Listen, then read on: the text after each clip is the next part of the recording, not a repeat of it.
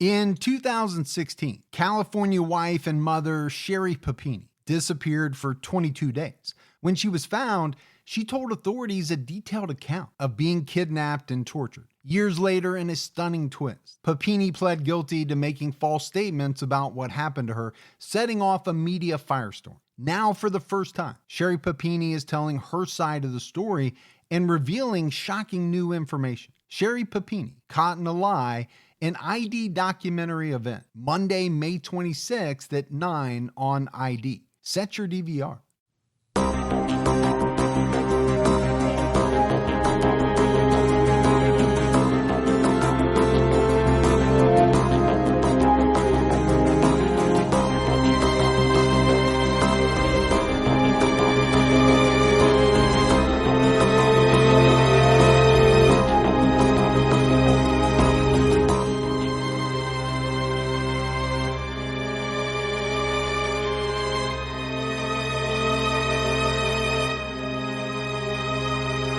Hello, everyone, and welcome to episode 255 of the True Crime All the Time podcast. I'm Mike Ferguson, and with me, as always, is my partner in true crime, Mike Gibson. Gibby, how are you? Hey, man, I'm doing good. How about you? I'm doing great.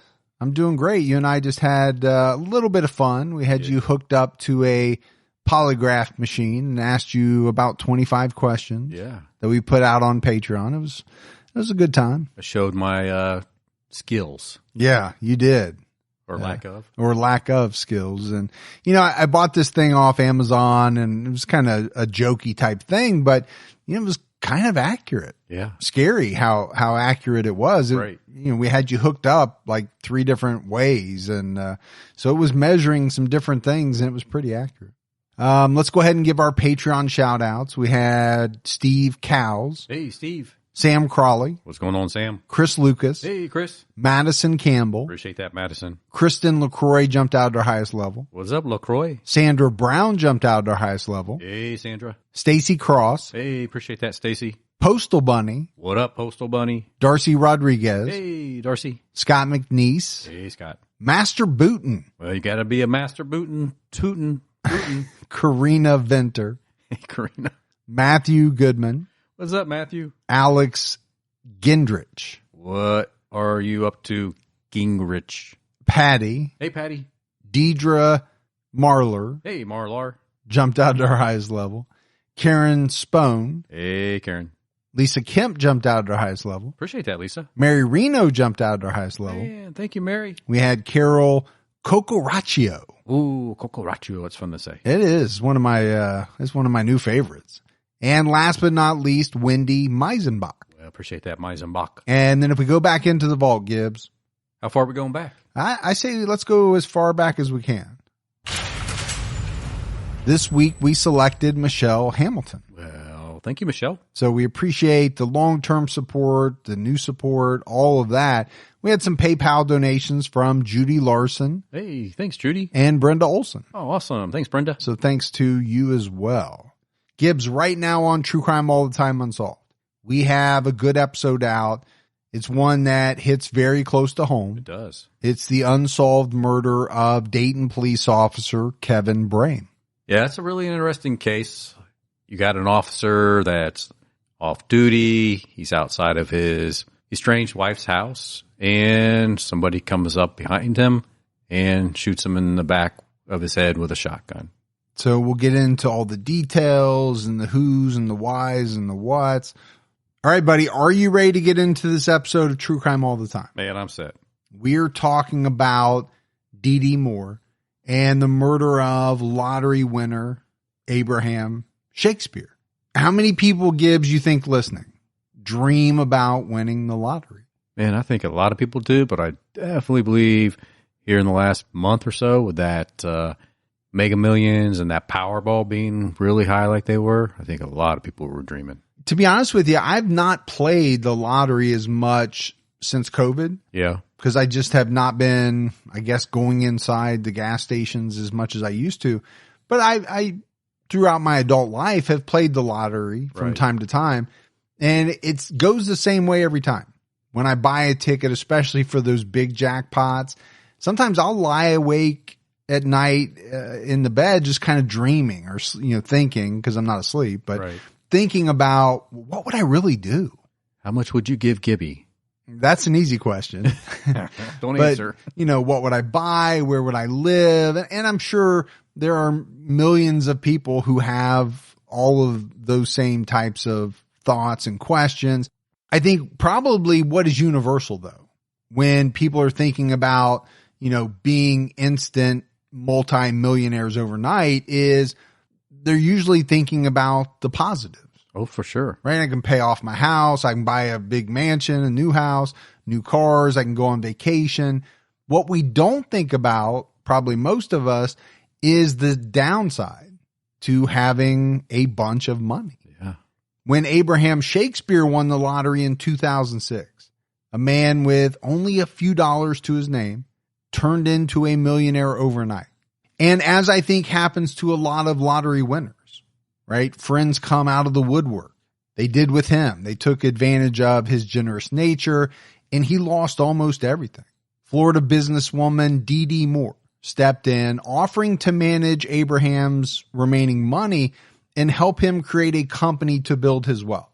What he didn't know was that DeeDee was going to murder him and create an elaborate plot to pretend that he was still alive and in hiding.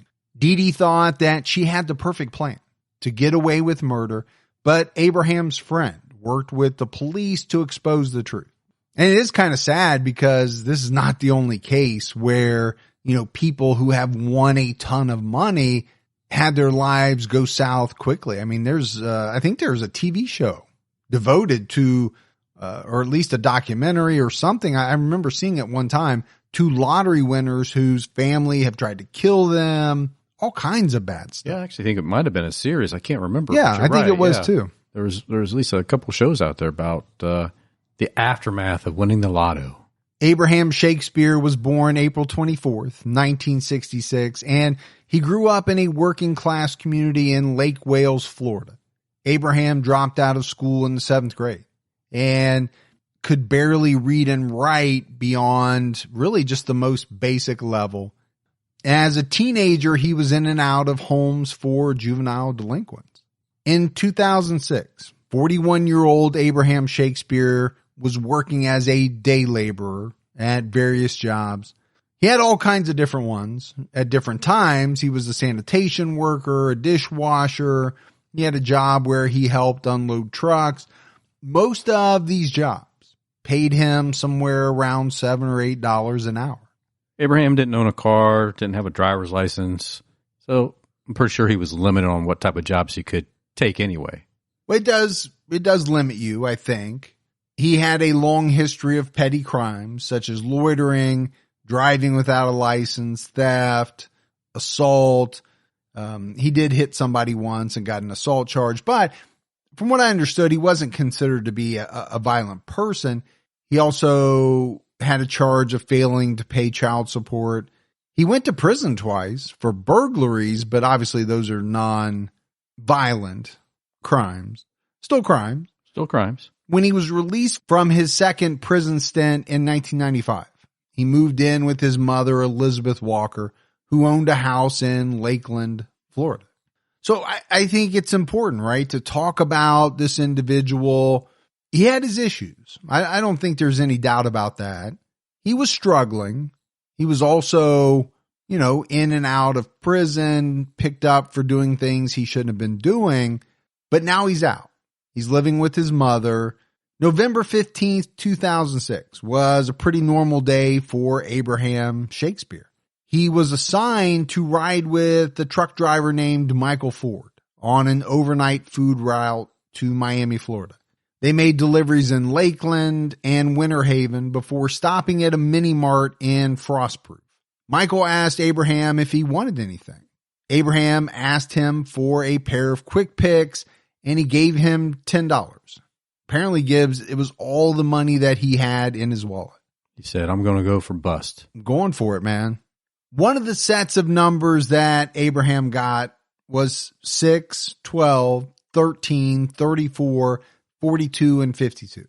And Gibbs, it was those numbers that won him the $30 million lottery jackpot prize. So basically you had a man who at the time had almost nothing. Well, his wallet was empty. Yeah. And instantly became a multi-millionaire. And he chose the $17 million lump sum options. So after taxes, he walked away with $11 million. But like we said, within a matter of less than 3 years, he lost almost everything. I always take the lump sum option. Always. Because from everything that I've read, you're much better off doing that. Invest it the way that you want instead of the government giving, you a set determined amount over whatever it is, 30 years. Plus, your heirs get to receive that money, which Yes. I don't believe they do if you take the payout. Yeah, and I'm sure it varies by state. You and I always get in trouble because we talk about what we know here. Right. And it always turns out to be something different. In a recent episode, we talked about how we thought it was so strange in Minnesota that somebody wouldn't take their tags off Right. when they sold their car. Well, come to find out, I got all these emails that apparently when you sell a car in Minnesota, the license plates go with them. And for us, that is so strange. It is strange. Because that would never happen here. No. And I don't believe it happens in the majority of states. But the other thing I think people are always surprised about is, okay, you won 30 million, but you walked away with 11. Well, where did all of that money go? First of all, they chop off a bunch if you take out that lump sum option. And then, of course, the tax man wants their share always. That's a given. It's a given with everything, right? I think they're waiting at the lotto office for you. In a black robe with a hood holding a sickle. Yes. Give me that money. So he got the 11 million. And then really one of the first things that happened was the government took about $9,000 for back child support that he owed. Abraham put $1 million in a trust fund for his son Moses. He gave his stepfather $1 million. He gave 3 stepsisters $250,000 each. He paid off a friend's $185,000 mortgage. He paid off a $60,000 mortgage for a man he barely knew. Wow. And a $54,000 mortgage for a man he'd known just a few years. He also took his girlfriend, Centoria Butler, on trips to New York. So, this is something that I think you hear about quite a bit, right? Somebody comes into a ton of money. One of the first things that happens after the taxes and all of that, the government, is everybody comes at you. Sure, yeah. Because you've got a ton of money, they're going to hit you up for all kinds of different things, some small, some large. Now, some people are just generous too, and they want to help out their family. I get that. I think most people would do that. I remember Steve Martin and the Jerk writing all those checks. And, yeah. That's pretty funny. But where I think people get into trouble and you can kind of see it here is doing things on a grand scale, right? Paying off $50, $60, $80, $100,000 of someone's mortgage that you don't know all that well. Yeah, it's great. It's nice. Yeah. But eventually that money will run out. Yeah. $11 million seems like a ton, but if you're giving $1 million here, $1 million there, 250 to 3 different people, the next thing you know, It's that gonna be money gone. is dwindling. Abraham purchased a $125,000 house near Lake Wales, and he rented it out to tenants. He gave his brother's son's best friend $40,000. Wow. He gave his mother $12,000 and his sister $10,000. Seems That seems strange, right? it does, Your brother's son's best friend got more than your mother and sister combined. Well, and his stepsisters got $250,000 each. Oh, that's true. But yet his sister gets 10. And his father got $1 million. His mother only got 12,000. There's got to be something to that that wasn't really explained in the research. This was a man who just wrote checks out to friends who asked for money. He paid for funerals. He even sent money to inmates who wrote him letters. I mean, these weren't like cellies, right? These weren't people that he was very, very close with, these were inmates who just found out that he won the lottery and they started sending him letters. His phone was constantly ringing. And I think what happened, Gibbs, was eventually, pretty quickly actually, word spread. Not only that he won the millions, Right. that he was willing to give it out when asked. Yeah. Just ask, you shall receive. And that's what happened. So you had more and more people coming to him, asking him for money, and he would give it to them. I mean, you're already kind of a recluse anyway. But if you won lotto, I would think that we would just never hear or see from you ever again. Well, you would. Yeah. And I would set you up. You and I have talked about that before. We have a pact. We do. If one of us were to win the lottery, the other one would, get a bit of it. Sure. I'm not saying half, but get some. And I would help my close family. Yes. What I wouldn't do is feel any pressure whatsoever to just start handing out money to every Tom, Dick, and Harry who called asking for it. And there'd be a lot of Tom, Dicks, and Harry. And Harry's, there would be. Centoria Butler told the Orlando Sentinel he thought with his heart, not with his head. And I think that's very apparent. This was a caring guy. Sure was. He obviously wanted to help people, Gibbs, but I don't think he knew how to shut it off or how to shut it down or how to say no. Well, probably because he came from where they're at, not Sure. having anything, needing help. No one could ever help him. He's in a position to give help. So he's like, I'll give help. And I absolutely get it. And you have to commend it. But at a certain point, you can't just give everything away because you're going to be back in the position you were in Right. Before. Well, eventually Abraham decides to treat himself. Yeah, he did. In January 2007, he bought a new truck. He bought a BMW.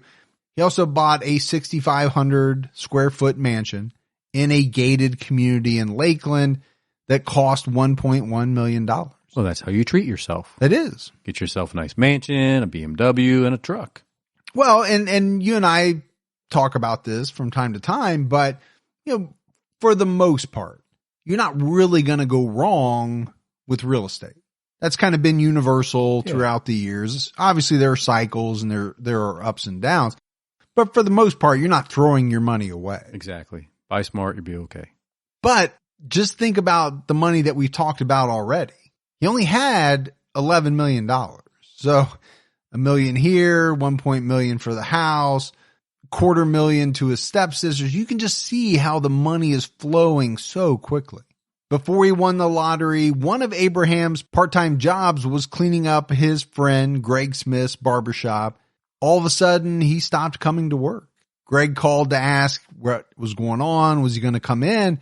And Abraham said, no, man, I won the lottery. I guess this guy thought he was joking, but later that day, a black BMW was parked outside of Greg's shop. Abraham got out of the car and told him, hey, man, I really did win the lottery. I wasn't lying to you. Yeah, look at me, man. Look at my new car. According to Greg, Abraham gave people money even when they took advantage of him. I think on a certain level, Gibbs, he might have even known that some of these people were taking advantage of him.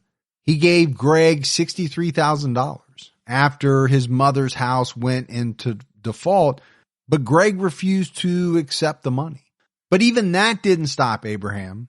He went behind Greg's back and somehow got a cashier's check with Greg's name on it. So, he was going out of his way to give this money to people. But eventually, even after he won the lottery, Abraham still came to sweep the barbershop.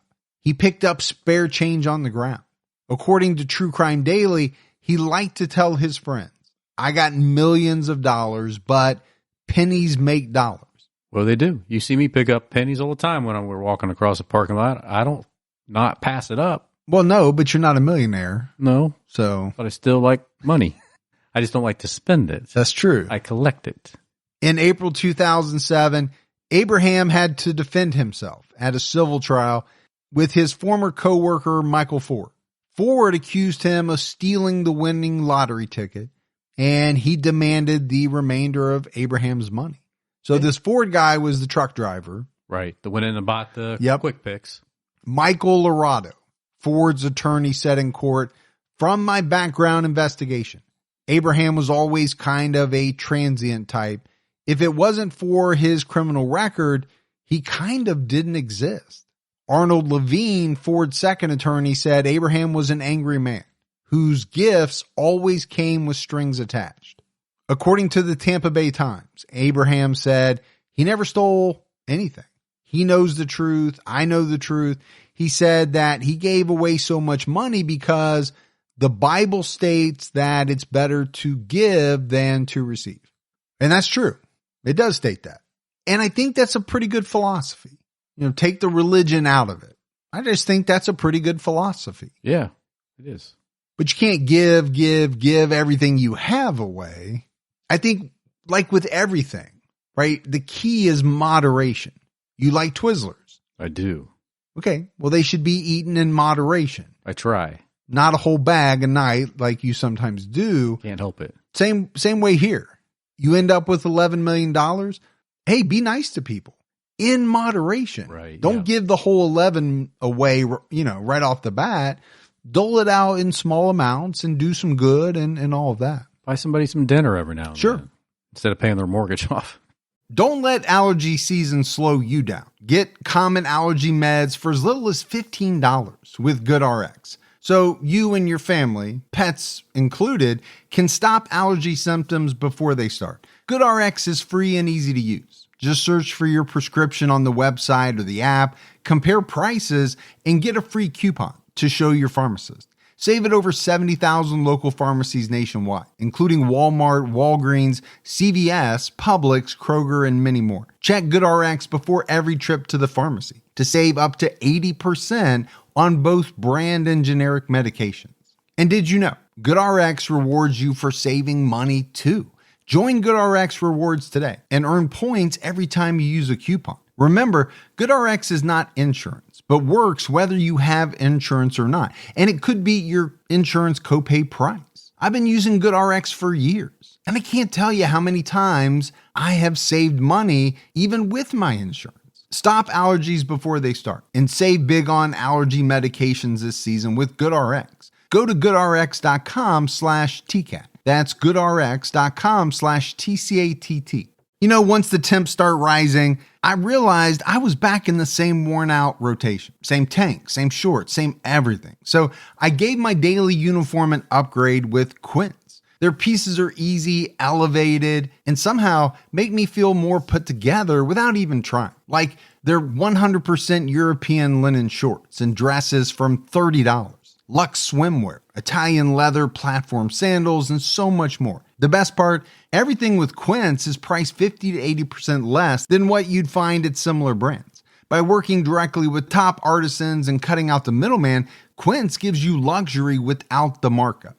And Quince only works with factories that use safe, ethical, and responsible manufacturing practices and premium fabrics and finishes.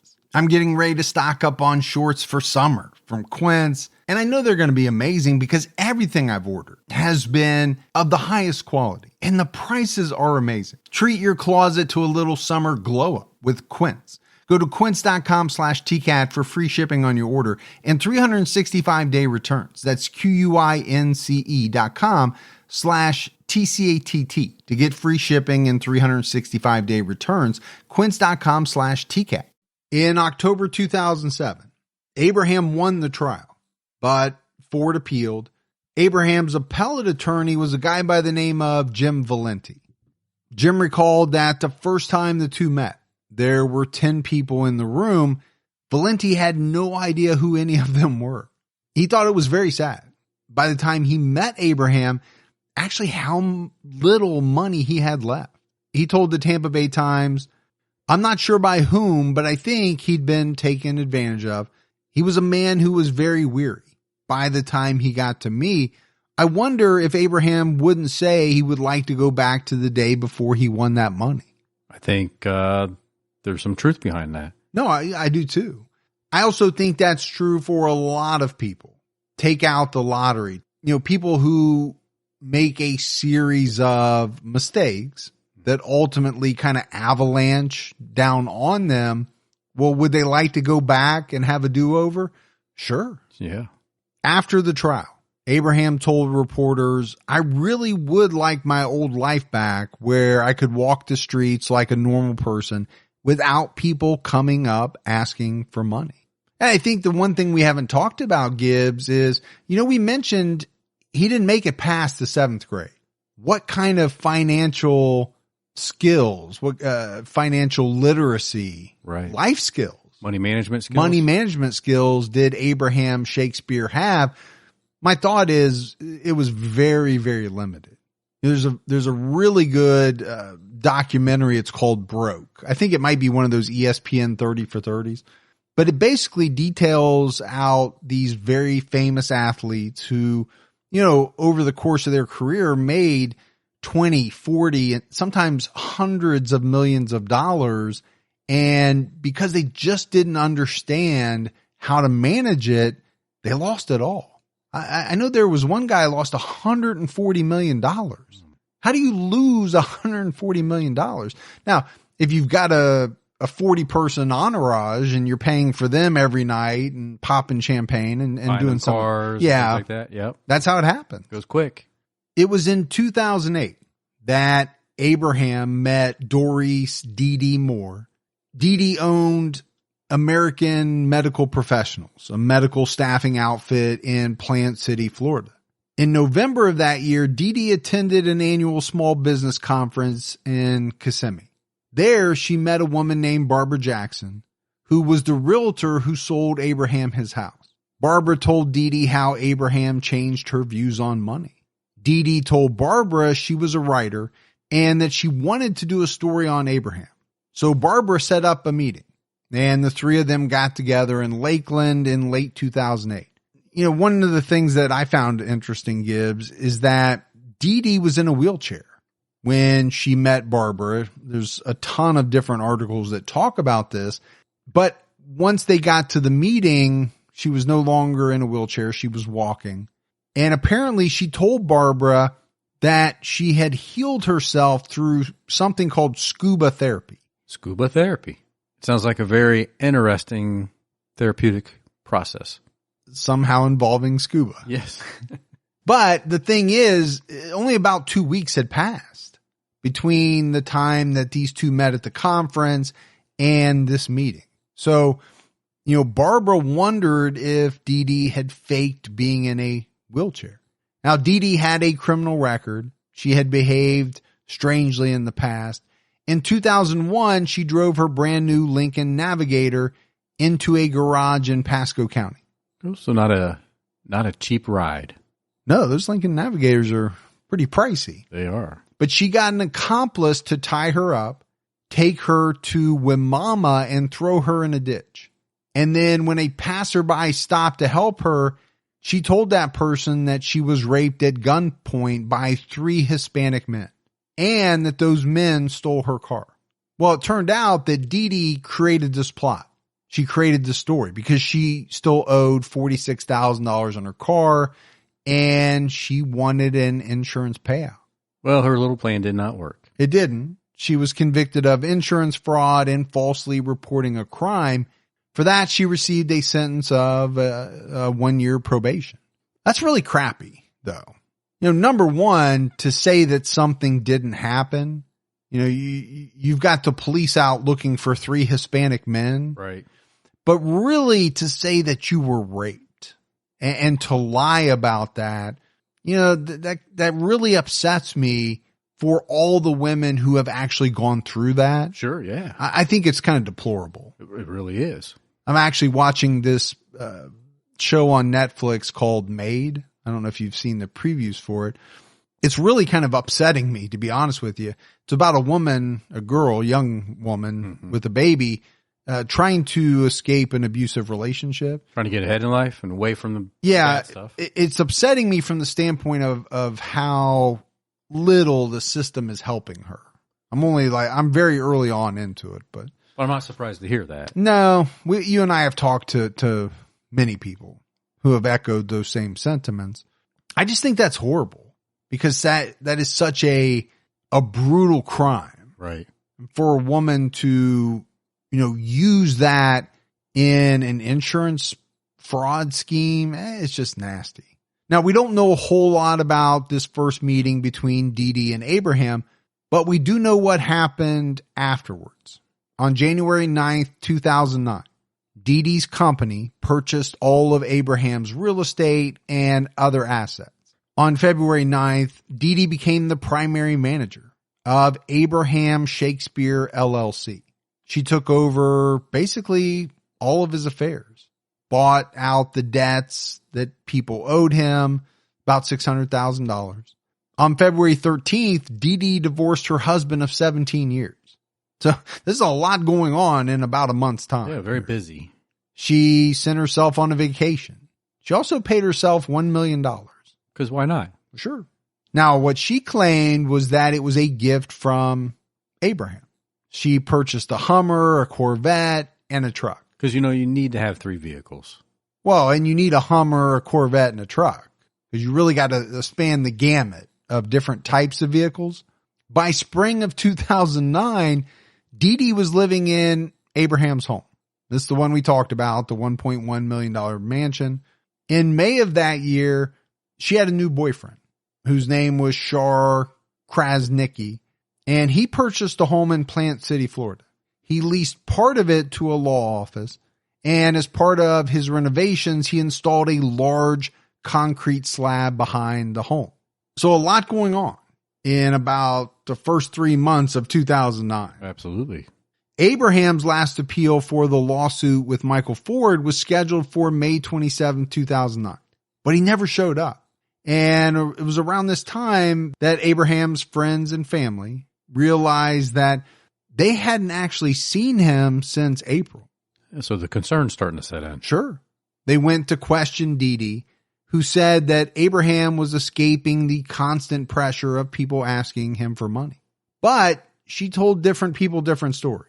She said he was in Miami. She said he was in Haiti. She said he was on a cruise. And we've said it before, Gibbs. You shouldn't lie, but if you are going to lie, you better keep your story straight. That's like a key part of lying. It really is. Especially when you're going to be lying to different members of the same family.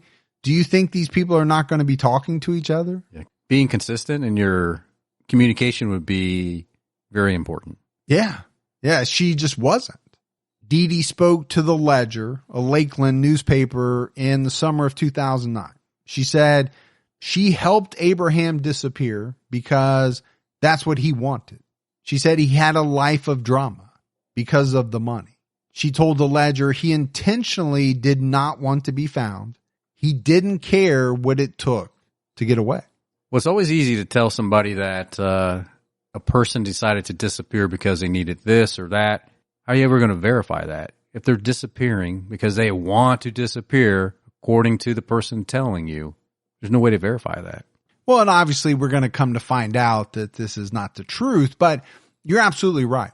Pretty easy to tell a reporter this because how is the reporter going to be able to verify it? What I think is interesting is that somebody at a newspaper is even reaching out to DeeDee at all. So it had gotten to that point, right? Friends must have been worried. Family was worried. Somehow, but somehow the newspaper picked up on the story and they went to go talk to this woman. Yeah. DeeDee gave the Ledger a video that she recorded of Abraham in early 2009. She asked if he got tired of people asking for money, and he responded, "They don't take no for an answer." She asked on the video where he wanted to go, and he told her, "It doesn't matter to me. I'm not a picky person." And then finally she asked him if he'd miss his house when he left. He said, "I might miss it, but life goes on." So we just talked about, how hard it would be for a reporter to verify. Seems awfully convenient that you'd have a video of someone saying these things on camera. Yeah, how convenient. In early fall of 2009, rumors began to spread about Abraham's disappearance. DeeDee told 3 different reporters that she could get them an interview with Abraham. She promised Elizabeth Walker that she'd set up a meeting with him, but none of these meetings ever happened. Yeah, well, you can promise anything, right? Can you deliver? Well, she didn't. And now it seems even more important that she produced this video. Yeah, absolutely. But here's the thing, Gibbs. Everybody insisted that Abraham just wouldn't disappear, right? His friends, his family. His family reported him missing on November 9th, 2009. They posted his picture at the Super Choice Market, one of his favorite hangout spots. They offered a $5,000 reward for information. The sheriff considered his disappearance suspicious and noted that homicide was possible. Well, it has to be suspicious. I mean, here's a guy that was always seen around town. He's a known lotto winner with lots of money. And all of a sudden now he's nowhere to be seen. Yeah. And then I think also all of a sudden you have this woman, DeeDee Moore, who comes into the picture, is speaking on his behalf. That's suspicious, right? Sure is, yeah. She's saying things about him wanting to disappear, but who knows? According to the Tampa Bay Times, Eddie Dixon, Abraham's close friend, told the police, "Only thing I know is that's my best friend. Y'all need to go ask that white lady where that man at." And obviously he was referring to DeeDee Moore. Yeah, sure was. So this is Abraham's best friend. He doesn't believe that there's any way that he would just up and disappear. Well, DeeDee, of course, noticed all the suspicion wrapped around this. Well, I'm sure she was continually being hounded by reporters, and maybe even the sheriff was asking her questions. She told the Ledger the money was like a curse to him, and now it's a curse to me. And I think she was referencing the fact that the police were constantly knocking on her door, asking for information. Well, yeah, they're going to want to ask you some questions. They sure will. Why wouldn't they? They need to know answers. And over the next few months, DeeDee created an elaborate plot to make it seem as though Abraham was still alive. She offered to give Centoria Butler, his girlfriend, a $200,000 house if she would lie to the police and tell them that Abraham visited her one night. DeeDee also paid someone $5,000 to deliver Elizabeth Walker a birthday card and say it was from Abraham. So she's working her angles. Yeah, you can tell she's trying hard because from my point of view, Gibbs, this is a house of cards, right? She has built and it's starting to crumble. She's seeing that and she's probably getting extremely desperate and thinking, okay, what can I do? Right. I can use some of this money to pay people to do things that will make it look as though Abraham is still alive. Yeah, well, I'll buy you a $200,000 house. I'll give you $5,000 to do this. She must be confident in herself, though, to reach out to these people and to ask them to participate in this. Well, either that or she realized that she had nothing to lose. Things were going downhill quickly, so all bets are off. We better try whatever. Yeah, it's like emergency parachute. Boom. Yes. Yeah. In January 2009, DeeDee turned to Greg Smith for help. She told him that everyone thought she had hurt Abraham. He asked her if she had. DeeDee said no. Abraham was on his way back, but she needed Greg to buy her time until then. So she offered Greg $300 if he would call Abraham's mother and pretend to be Abraham. Seems like not much money, though. No, but when you're dealing with people who don't have a lot of money, $300 can be a lot. $5,000 can be a ton of money. Sure. A $200,000 house can be extremely motivating to someone who doesn't have very much money. So DeeDee took Elizabeth Walker to a loud restaurant. When her phone rang, DeeDee said, "Hey, it may be Abraham calling. You should answer that." Elizabeth answered, and it was Greg on the other end of the line. Apparently, Gibbs, she was suspicious at first, but Greg somehow managed to convince her that he was Abraham. He told her he'd be home soon, and she could tell the police that he was okay. Now, I get it. You're at a very loud restaurant. It's kind of hard to hear. I do believe that most mothers would recognize their son's voice. I believe that too. So there had to have been a lot of distractions, a lot of external noise, and it was set up that way on purpose. Now, for Greg's part, he didn't think a whole lot about it. I think, later on he would say that all he knew was that he was making a little bit of money. He also said he thought Abraham was hiding from DeeDee's harassment, but as time passed, he too became suspicious of her. He decided to call Abraham. Abraham didn't answer, but he did text back and say, "I'll call you in a little while." And Gibbs, this was a huge red flag for Greg because he knew this man and he knew that Abraham did not know how to spell and couldn't text. Yeah, so right there, like you said, red flag, Greg knew something was up. Yeah, I mean, it would be like, if you sent me a text and everything was spelled correctly, I was able to understand all of it, I would think, I don't know if this is Gibby. Who is this? Who has Gibby's phone? Yeah. Especially if they say in that text they want to take you to lunch. And pay. Oh, yeah, that's it. You've been kidnapped. Somebody's trying to pull a fast one on me. So as all of this is going on, Detective Greg Thomas was working the missing persons case. Sheriff's detectives searched DeeDee's home, her car, and her hard drive. Based on cell phone data and surveillance footage, Detective Thomas felt that DeeDee had something to do with Abraham's disappearance. But at the time, they didn't know if he was alive or dead. He questioned Greg after he found out that DeeDee gave him $300. The police told Greg that he wouldn't get in trouble if he helped with the investigation. What they wanted was for him to get information from DeeDee. Now, Greg didn't want to be a snitch. And there's a lot of people that don't. Yeah. They don't want that label. They know what has happened to other people in the streets that have been given that label. But at the same time, he didn't trust this woman. And I'm sure he wanted to find out what happened to Abraham. Yeah, I mean, Abraham was his best friend. The police gave Greg a wire to wear at his next meeting with DeeDee, but DeeDee checked him for wires at their last meeting.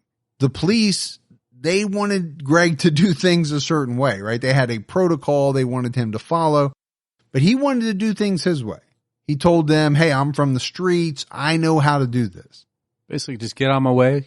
I got this. Let me do my thing." Exactly. Greg got an idea when he was drinking his daily Red Bull. He took the top off, put styrofoam inside for padding, and he put the recording device inside the can. And he placed the can in his center console. Greg normally smoked in his car, so he pretended that this can was his ashtray. And the idea worked. And he was able to record everything the police needed at his next meeting with DeeDee. This was sometime, mid-January. Pretty smart. Yeah, I'll go as far as to say it's ingenious, really, if you think about it. If you know that at the last meeting, this woman checked your body for wires, hey, who thinks that a can of Red Bull is going to be wired up? Well, obviously she didn't. During their conversation, DeeDee told Greg, "I've only been talking to you because I'm trying to find Abraham. I feel like if Abraham was okay, he would have contacted me by now because he transferred all that stuff into my name and he was forced to leave and, not come back for a while." According to True Crime Daily, DeeDee told Greg about a man named Ronald, a drug dealer whom she believed killed Abraham. She said to Greg, "I guarantee you Ronald has killed him. I just know it because the man threatened to kill my son. I don't even know Ronald's last name." So, kind of like what we talked about before, right? As you're building this house of cards, right? Just as she told the reporters, "Hey, Abraham wanted to get away. He was tired of all this stuff." Now you have a mystery character, Ronald. He must have done it. It's just kind of another layer. Well, she's going to try to distance herself, right? Well, I think that's the key, right? When you're in that situation. Now, she put herself in that situation. But she doesn't want the truth to come out. And I think she's going to do anything and everything that she can possibly do to make sure that doesn't happen. So she implied that she knew that this Ronald killed Abraham, but she couldn't tell the authorities. She said she had to cover up the crime to protect her family, right? Ronald had threatened to kill her son.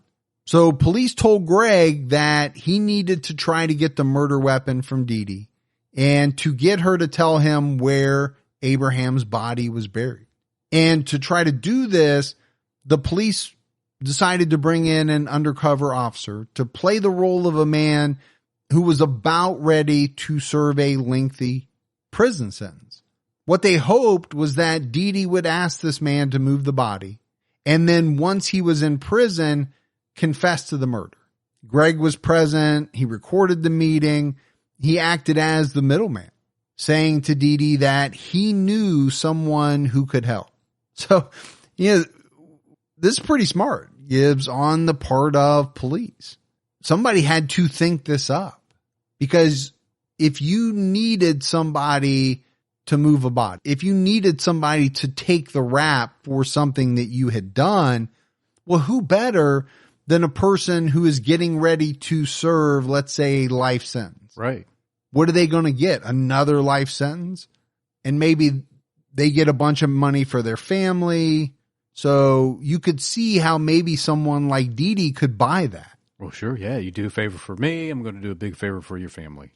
My wife and I do a lot of shopping online, and we always use Rakuten. Rakuten is the smartest way to save money when you shop, because you earn cash back at over 3,500 stores. We're talking fashion, beauty, electronics, home essentials, travel, dining, concert tickets, and more. Your favorite stores like Macy's, Nike, Sephora, Dyson, and Lowe's. And that's just to name a few. Pay Rakuten to send them shoppers, and Rakuten then passes on a part of that payment to its members as cashback. Cashback is deposited directly into your PayPal account, or Rakuten can send you a check. You can even maximize your savings by stacking cash back on top of other deals, like store sales and coupons. You're already shopping at your favorite stores. Why not save while you're doing it? It really is a no-brainer. Membership is free, and it's easy to sign up. Get the Rakuten app now and join the 17 million members who are already saving. Cashback rates change daily. See Rakuten.com for details. That's Rakuten.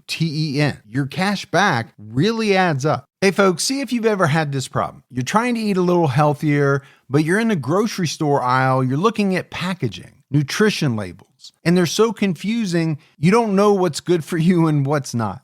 Well, this is why I love Thrive Market, my go-to online grocery store for getting all of my healthy essentials delivered, and I don't even have to leave my couch. Finding better options for the whole family is easy with Thrive Market's Healthy Swap Scanner. Just scan a product, and it instantly recommends healthier swaps. This is how my wife and I found our new favorite snack, IQ bars. Sometimes I eat one in the morning with my coffee, sometimes just later on in between meals. They also have so many on-site filters that make it simple to shop by the needs of everyone in the family. Maybe you have someone who needs gluten-free food, somebody that has a peanut allergy. Well, no more scouring ingredient labels when you can just filter it all on Thrive Market. My wife and I often use the high-protein filter to stock up on things like Sieti chips. Ready to make the switch? Go to thrivemarket.com/TCAT for 30% off your first order, plus a free $60 gift.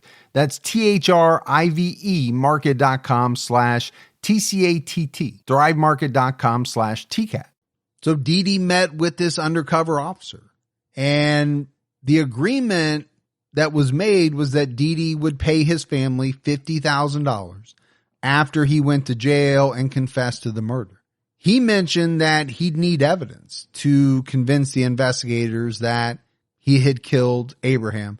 Greg told DeeDee after the meeting, listen, hey, if we're going to convict this guy, let me get the gun, bring me the gun that killed him so we can pin it on him. And that's what she did. She brought the gun a few days later, and police were able to get receipts proving that she purchased it. They even found video of her using it at a gun range. Yeah, I don't think they could hope for anything better than this, right? I mean, Greg did a great job on getting DeeDee to follow through. Yeah, I think between the murder weapon and the recordings and all of that, it's pretty good evidence. But they still needed to figure out where Abraham's body was located. And finally, DeeDee took Greg to Plant City, Florida. She showed him a fresh slab of concrete in the yard of the house owned by her boyfriend, Shar Krasnicki. There was a piece of rebar near the concrete, and Greg asked her to get the rebar and set it on the concrete where the body was buried. And really, that's all the police needed. They went to the house the next day. The sheriff's office started digging up the concrete slab on January 27th, 2010. And the very next day, they found Abraham's body under the slab of cement. The authorities used fingerprints to confirm his identity on January 29th. Abraham had been shot in the chest by a .38 caliber pistol on either April 6th or April 7th of 2009. He was just 43 years old when he was murdered. The authorities theorized that he and DeeDee got into a fight over the money. She got angry and she shot him because she wanted to keep all of the money for herself. Greed, Gibbs, pure and simple. DeeDee Moore was arrested on February 2nd, 2010. According to True Crime Daily, she told the police, "Well, I hope you're still looking for the people who did it." And one of the officers responded, "Well, I've got one of them in my hands right now." Love it. It's kind of funny if you think about it. Sure. Not that a man lost his life, but that even then, right, she's still trying to hold on desperately to this facade. Yeah, she's trying to really sell that ruse. And the officer is like, "Hey, I'm not falling for your BS. I got you. We know you did it." After DeeDee's arrest, the police learned that she asked her ex-husband to dig the hole with a backhoe. She told him she needed a place to burn trash. Then she hired an unsuspecting contractor to cover the body with the concrete slab. That'd be kind of strange, right? To find out as that contractor later on. Oh, for sure. That you did what you thought was legitimate work. And it was, but obviously it would come out later that the work was really to cover up a dead body. DeeDee initially told the police that she needed a concrete pad to park her boat and vehicles. During her interrogation, she brought up Ronald, the drug dealer. She also blamed her 14-year-old son. Gibbs, she said that her son shot and killed Abraham at her office, and then she tried to cover it up. This was a woman who just absolutely would not confess. I mean, she's willing to sell her son out. Yeah, and you know exactly what she's thinking. He's 14 years old. What are they going to do to him? Right. If I can sell this, the worst that I'll get is a what? Conspiracy after the fact, or, you know, some charge like that. They're not going to do anything to him, and I won't go away for the rest of my life. But even though she wouldn't confess, through other interviews with people and the evidence, police were able to piece it together. And in 2012, DeeDee went to trial on first-degree murder charges. The prosecution decided not to pursue the death penalty. So what they laid out, Gibbs, was that DeeDee befriended Abraham in the fall of 2008. After giving away most of his money, DeeDee told him that she could help him manage what he had left. But during an argument over the money, she shot him, and she had her ex-husband help bury the body in the yard. Polk County authorities testified about their evidence against DeeDee. She offered Centoria Butler a $200,000 house, right? We talked about that in exchange for reporting a false sighting of Abraham. She also sent his son $5,000 in cash for his birthday, acting as though it had come from Abraham. She used his cell phone to send text messages to try to trick people into thinking that, you know, these messages were from him. Abraham's mother, Elizabeth Walker, testified that DeeDee tried to hide the fact that he was missing. DeeDee also told her that Abraham had AIDS. I I mean, this was a woman who was willing to do anything. And she really was trying to do anything. But I want to go back to, just some of this evidence, which I'm sure was just a small bit of it. Why would you need to pay someone $200,000 to say that they saw someone when they really did? There's only one reason. Sure. It's because you're trying to cover up the fact that this person's not coming back and you're responsible for the reason why they'll never come back again. Why else would you do it? There's no reason. $200,000 is a lot of money. And DeeDee Moore was not Abraham Shakespeare. No. She wasn't about giving to people in need. The only reason why she gave away any money was to try to cover up her tracks. Yeah. She wasn't trying to help anybody but herself. No. Yeah, she definitely just wanted to cover her ass. Centoria Butler testified that DeeDee was divisive and manipulative, and that she told her Abraham ran off with the lady from the bank. Jurors watched a Walmart surveillance video showing DeeDee purchasing gloves, duct tape, plastic sheeting, and other tools. All of these items were later found near Abraham's body. Well, that's not going to help her case. No. It comes up in a lot of cases, right? Video footage of somebody buying gloves, plastic, cleaning supplies, all of this. Yeah. Could that just be the day that you needed to restock all of your cleaning stuff? It could be, or it could be a trip to the department store because you just killed someone. Right. And you need this stuff to try to cover it up. In the cases that we do, it always turns out to be the latter. And then finally, jurors heard from Greg Smith, Abraham's friend and police informant. He said that DeeDee forged a letter from Abraham and she instructed him to give it to Elizabeth Walker. During her trial, DeeDee declined to take the stand. And then on December 10th, 2012, the defense rested without calling any witnesses. So, a tactic, right? Sometimes used by the defense. My understanding is normally you would do that when you just don't think that the prosecution has proved beyond a reasonable doubt that your client is guilty. I do think it's strange, though, not to even call like character witnesses or things like that. You think at the very least. Right. I get why you don't want to put your client on the stand or why she would not want to take the stand. That's pretty evident. Yeah, and I think the prosecutors were hoping they would put her on the stand. Oh, they would. I think they would be salivating the night before if they knew that going in the next day she was going to be taking the stand. Yeah. But you would think at the very least that the defense would call character witnesses. Hey, maybe they couldn't find any. Well, I'm thinking that might be what it was. Because, she was such a bad person. They couldn't find anybody willing to take the stand and say something good on her behalf. Maybe they just didn't have any witnesses.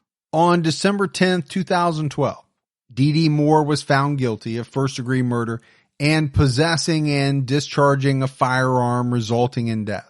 She was sentenced to life in prison without parole. Judge Emmett Battles said to the court after trial and listening to all of this over 2 weeks, words that were said were cool, calculated, and manipulative. Abraham Shakespeare was your prey and victim. Money was the route of evil you brought to Abraham. You are sentenced to life in prison. You shall not be eligible for parole. So, obviously, judges can say whatever they want. Sometimes they're very harsh when they hand down the sentence. Sometimes they're not. I think this judge knew, right, from the testimony, from the evidence, that this was a cold woman, very dark-hearted. Ice cold. Yeah. Yeah. Just mean, nasty, killed for money. DeeDee is currently held at Lowell Correctional Institution. Crime Watch Daily spoke to her in 2019. She told them that she thought Greg had something to do with Abraham's death. She also said that she had no idea what happened to Abraham. She thought she was burying money, Gibbs, under that concrete slab. Money? Yeah. Okay. Because this seems like a woman who would want to bury money. Right. And not buy a Hummer, a Corvette, a truck. She said Abraham wanted to bury $1 million years and cover it up since he was going to go away for a while. Now, she couldn't explain how his body ended up under that concrete slab. And then finally, she blamed Ronald for killing Abraham. She said that Ronald, the drug dealer, threatened to kill her son and chop up his body if she said anything to the police. This is a woman who has never acknowledged what she did. And if you ask me, I don't think she ever will. Maybe in her own world, she believes she did nothing wrong. Boy, if that's true, then you're talking about someone who's truly delusional. Yeah. I mean, it's a sad story, right? When this man, Abraham Shakespeare, won the lottery, you know he was ecstatic. Who wins the lottery and is not over the moon, thinking all of the things that they can do with their life, how much better their life is going to be. Right. But that's not what happened. Yeah, his life took a bad turn. Yeah, he was constantly harassed by friends and family who wanted to get some of his money. And because he was such a generous person, he gave almost all of it away. And then he trusted this woman, DeeDee Moore, to help him manage what he had left. But she betrayed his trust by stealing his money for herself and killing him. Well, now DeeDee gets to spend potentially the rest of her life in prison. Yeah, I would say she will, unless there is some type of appeal or something where her conviction gets overturned. I think she'll die in prison. And to be honest with you, I have no problem with that. Oh, she's deceitful and murderous. Yeah, you and I talk about a lot of murderers, and obviously there are a lot of really bad people. You have people who kill for the fun of it. You have people who kill for sexual gratification. And then obviously you have people that kill for money. Greed. Yeah, greed is the root of all evil, and it's the root of a lot of it, that's for sure. Abraham's friends and family have said that, they just wish he never had won the lottery, because if he didn't win it, then he'd still be with them. That's probably an accurate statement. It probably is, because if he doesn't have the money, DeeDee Moore doesn't come into his life and she doesn't, steal it and kill him. It's such a tragic event, right? This is a time when you should be happy. You have all this money. You're helping people out. You've helped your family out. You've got this beautiful mansion. You got this BMW, a truck. Life should be good. You have this woman that takes advantage of him and then kills him to cover her tracks. Yeah, I say it all the time. I don't understand why people do what they do, right? When it comes to murder, I don't get it, or crimes in general. I really can't understand how someone can take another person's life just to get to their money. I just can't get it. You got to wonder if this was DeeDee's game that she always did anyway. I mean, if she was in that wheelchair but didn't need to be in that wheelchair, but was trying to be what's that word? Is it a grifter? Yeah. A scammer. Yeah, I kind of think that you might be onto something. I imagine this is a woman who was pretty scammy. Yeah. If that's even a word, for a large part of her life. And I don't know if she went into this thing thinking, okay, I'm going to kill him. What I think is she probably thought, I'll finagle this money out of him, but then something turned. He realized what was going on. He started fighting with her. And then she had to make that decision. Okay, in order to keep this money, I've got to get rid of him. Right. And the decision that she made was that, yeah, she was okay with that. That's what she was going to do. And she did. Didn't lose any sleep over it. No. But that's it for our case on DeeDee Moore and the murder of Abraham Shakespeare. We got some voicemails, Gibbs. You want to check those out? Let's hear them. Hi guys, it's Emma from the UK again. I was just listening to your most recent episode on William Huff and your discussion about nature and nurture. It just reminded me of a really great book that I think you guys should read. It's called Sons of Cain. I can't remember who wrote it, but he's a really good crime author. And basically it investigates the link from our kind of ancestral origins of needing to kill, a kill or be killed situation, our interactions with Neanderthals and how we most likely killed them.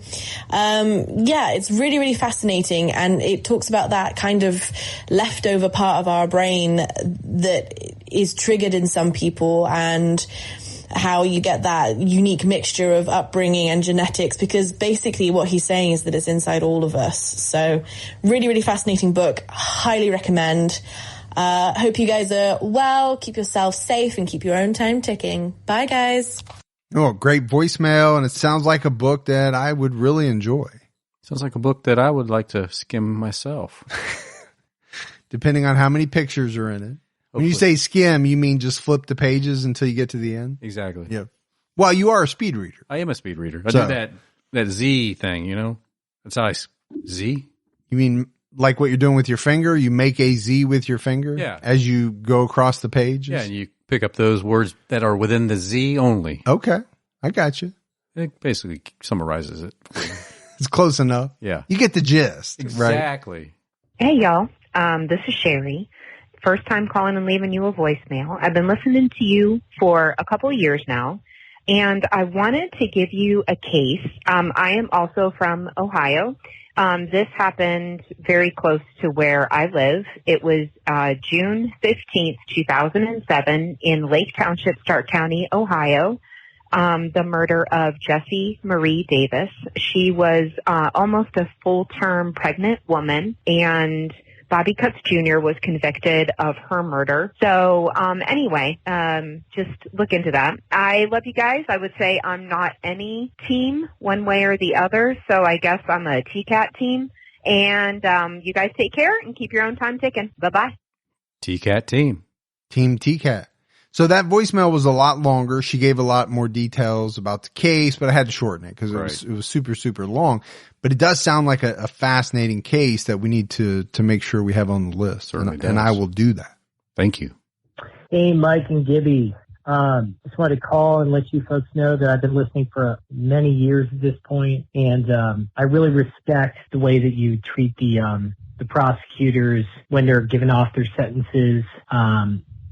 For a lot of the cases that you folks cover. As somebody who's worked on both sides of the lectern for many years, there's a bunch of stuff that happens behind the scenes, and a lot of times the results are not what people would want to have happened, but nonetheless, that's the best that they can do. So I appreciate that you folks aren't super critical of it, not having really like a window into what actually happens behind the scenes there. Anyway, I really appreciate the show. I've been listening to it for a long time. You guys do a great job. I love the camaraderie, and I'm team both you guys.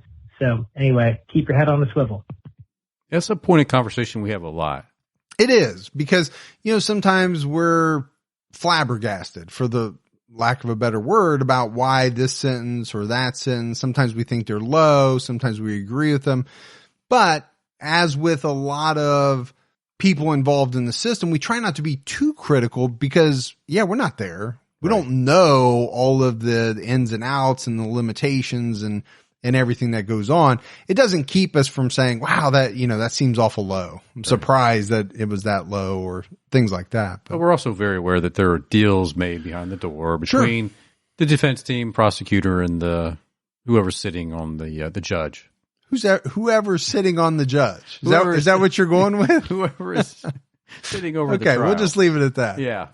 Hey guys, I was just listening to the anthrax murders, and you guys mentioned the Haynes Crisscross book, the big one.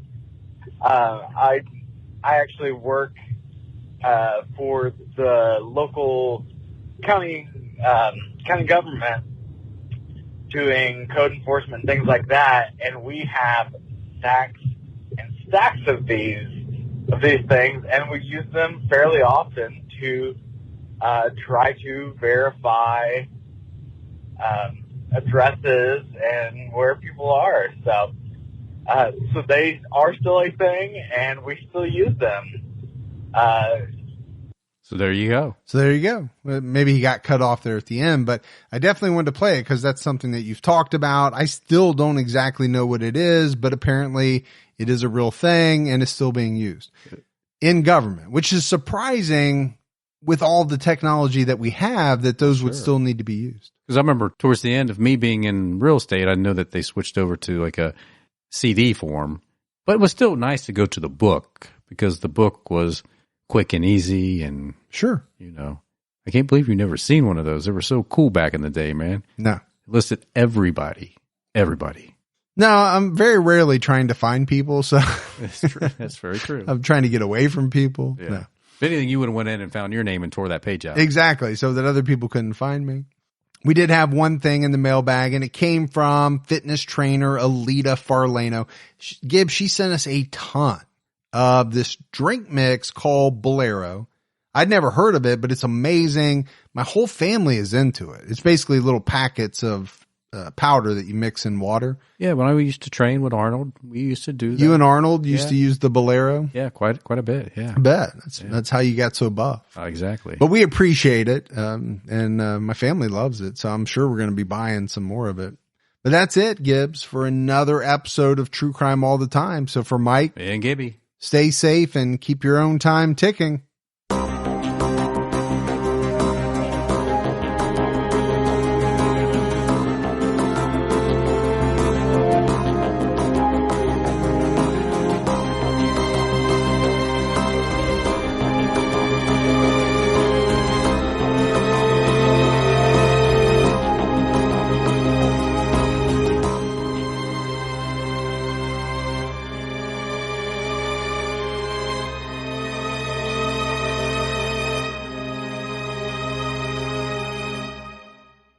At the turn of the 20th century, rapid industrialization, urbanization, and political corruption were ravaging America. But soon, President Theodore Roosevelt and a diverse group of reformers known as progressives would fight back. Hi, I'm Lindsey Graham, the host of Wondery's podcast, American History Tellers. We take you to the events, times, and people that shaped America and Americans, our values, our struggles, and our dreams. In our latest series, we explore the Progressive Era, which came to be defined by Teddy Roosevelt and others who believed in a strong, active government that worked on behalf of all Americans rather than the privileged few. As the United States entered the 20th century, these progressives hoped to steer the nation in a bold new direction, to launch an era of reform to restore power to the people. Follow American History Tellers on the Wondery app or wherever you get your podcasts. Experience all episodes ad-free and be the first to binge the newest season only on Wondery Plus. Join Wondery Plus in the Wondery app, Apple Podcasts, or Spotify. Start your free trial today.